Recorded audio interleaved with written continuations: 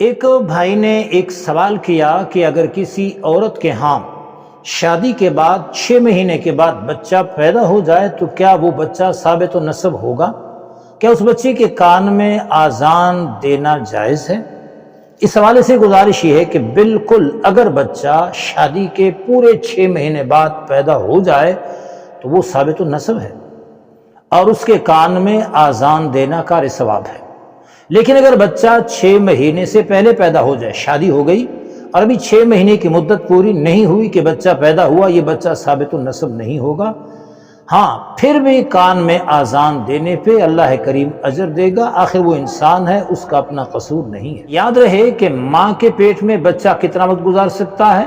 علماء کرام نے فرمایا کہ بچہ ماں کے پیٹ میں 6 مہینے بھی گزار کے پیدا ہو سکتا ہے، 9 مہینے گزار کے پیدا ہونا تو عام روٹین ہے، اور زیادہ سے زیادہ بچہ ماں کے پیٹ میں 2 سال تک رہ سکتا ہے۔ لہٰذا کسی کے بارے شکوک و شبہات نہیں چاہیے۔ اگر بچہ 6 مہینے کے بعد پیدا ہوا، ثابت النسب ہے۔